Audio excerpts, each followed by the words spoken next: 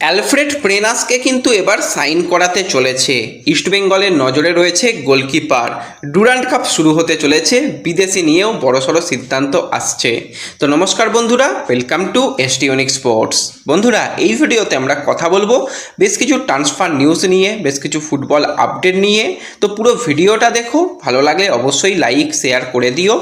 আর যারা চ্যানেলে প্রথমবারের জন্য এসেছো, মনে করে চ্যানেলটাকে সাবস্ক্রাইব আর ফলো করে নিও, তাহলে প্রিয় দলের খেলার সমস্ত আপডেট তোমরা এখানে পেয়ে যাবে। তো চলো আর দেরি না করে ভিডিও শুরু করা যাক। তো সবার প্রথম যদি আমরা ডুরান্ড কাপ নিয়ে কথা বলি, তো আজকে হচ্ছে 25শে জুন, ঠিক এক মাস বাদে অর্থাৎ 25শে জুলাই থেকে কিন্তু ডুরান্ড কাপ আবারও অনুষ্ঠিত হতে চলেছে।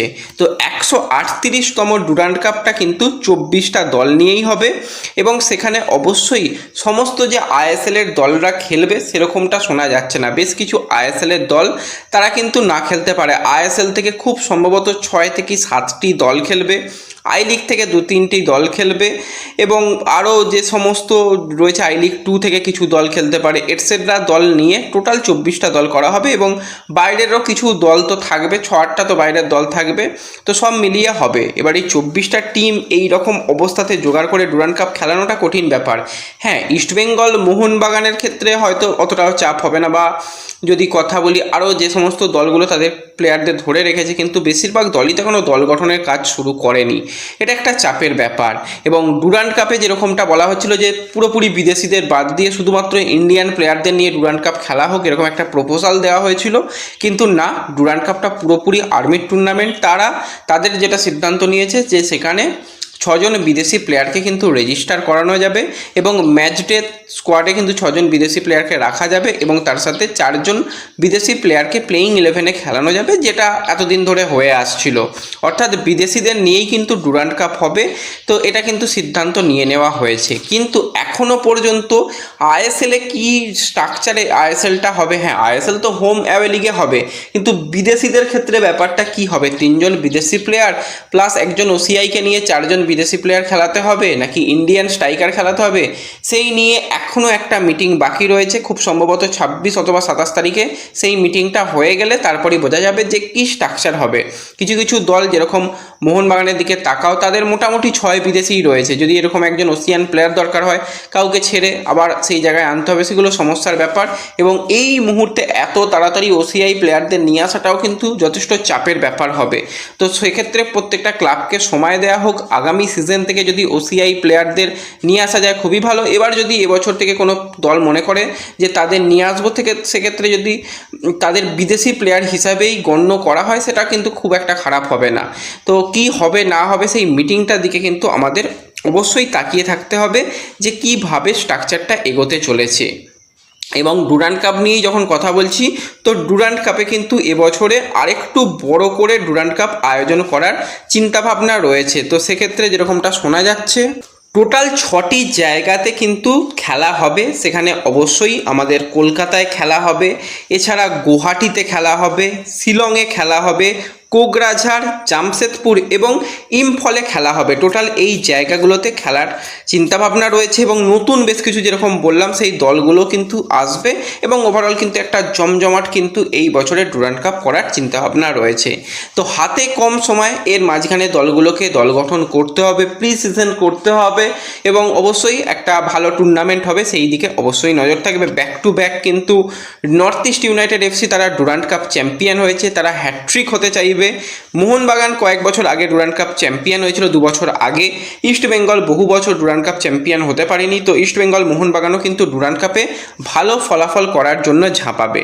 কিন্তু এখনও পর্যন্ত দুই প্রধানের আজকে 25 তারিখে হয়ে গেল, কোচ নিয়ে কোনো রকম ফাইনাল সিদ্ধান্তই আসেনি। না হচ্ছে কোচের ঘোষণা, না হচ্ছে কিছু।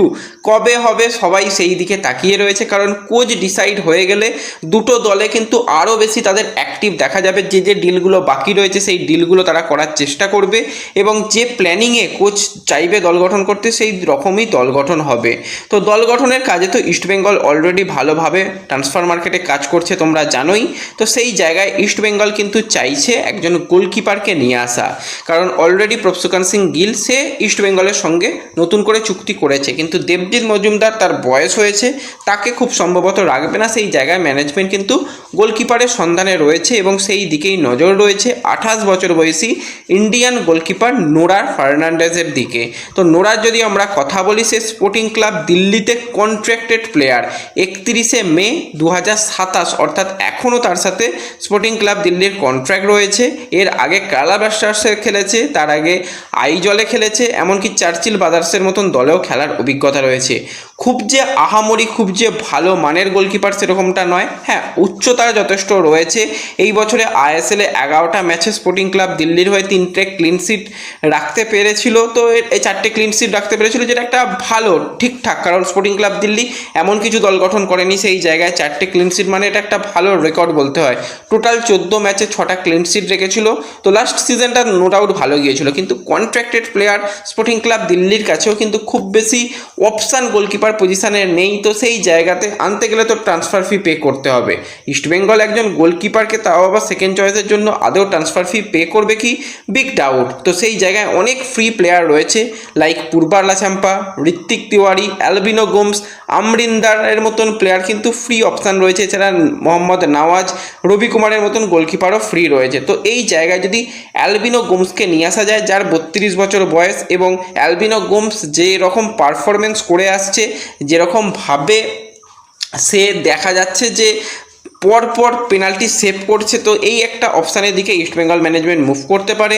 এর আগে পূর্বালা চাম্পা বা ঋত্বিক তিওয়ারির নাম শোনা গিয়েছিল, ঋত্বিককে খুব সম্ভবত এফসি গোয়া রেখে দেবে। তো ঋত্বিকের ডিলটা হওয়াটা একটু চাপের ব্যাপার। বা আমরিন্দার সিং, যারও 33 বছর বয়স, অবশ্যই এক্সপিরিয়েন্স গোলকিপার, তাকে যদি নিয়ে আসা যায় সেটাও কিন্তু একটা ইস্টবেঙ্গলের জন্য ভালো হবে। তো দেখা যাক, এখন তো এইরকমই কথা চলছে যে নোরার সাথে কথাবার্তা চলছে, কিন্তু যেটা বললাম কন্ট্রাক্টেড প্লেয়ার আনতে গেলে কিন্তু তার জন্য খরচ করতে হবে। তো এই জায়গাতে ট্রান্সফার মার্কেটে আমরা ভাবছি শুধু ইস্টবেঙ্গল মোহনবাগানই রয়েছে, কিন্তু বাদবাকি দলরাও কিন্তু কাজ শুরু করে দিয়েছে। তো সেই জায়গাতে কিন্তু একজন স্প্যানিশ প্লেয়ারকে সাইন করাতে চাইছে এবার পাঞ্জাব এফসি। প্লেয়ারটা হচ্ছে 30 বছর বয়সী স্প্যানিশ উইঙ্গার কাম অ্যাটাকার বলা যেতে পারে, অ্যালফ্রেড পেনাস, যাকে কিন্তু আমরা লাস্ট সিজনে ইন্টার কাসির হয়ে ছোট কন্ট্রাক্টে সাইন করতে দেখেছি, এবং সেখানে খুবই ভালো পারফরমেন্স কিন্তু অ্যালফ্রেড পেনাসের কাছ থেকে আমরা দেখতে পেয়েছি।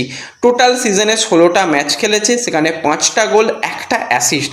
স্ট্রাইকার পজিশনের প্লেয়ার নয়, কখনো উইং চেপে খেলতে ভালোবাসে, কখনো অ্যাটাকিং মিডফিল্ড পজিশনে খেলতে ভালোবাসে, এবং ইস্টবেঙ্গলের বিরুদ্ধে আমরা দেখেছিলাম একটা দুরন্ত গোল করেছিল কিন্তু এই অ্যালফ্রেড পেনাস। তো বর্তমানে ফ্রি এজেন্ট রয়েছে, তাকে নেওয়ার জন্য পাঞ্জাব এফসি কথাবার্তা চালাচ্ছে। দেখো, পাঞ্জাব যেই মানের বিদেশি প্লেয়ার নিয়ে আসে, সেই জায়গায় অ্যালফ্রেড পেনাস বড্ডই অর্ডিনারি একটা অপশান হতে পারে। এবার হয়তো হ্যাঁ, পেনাসের অভিজ্ঞতা রয়েছে, তার খেলার ধরন নো ডাউট ভালো, খুবই ভালো একজন মানে অ্যাটাকিং পজিশনে বল প্লেয়িং অ্যাটাকার বলা যেতে পারে। তো ভালো অপশান, যদি সাইন করায় তো তাদের জন্য একটা ভালো ডিল হবে। তো ব্যাস, এই ভিডিওতে এই আপডেটগুলোই শেয়ার করার ছিল। ভিডিও ভালো লাগলে লাইক শেয়ার করে দিও, চ্যানেলে প্রথমবারের জন্য এলে সাবস্ক্রাইব ফলো করে নিও। দেখা হবে পরবর্তী ভিডিওতে। ধন্যবাদ।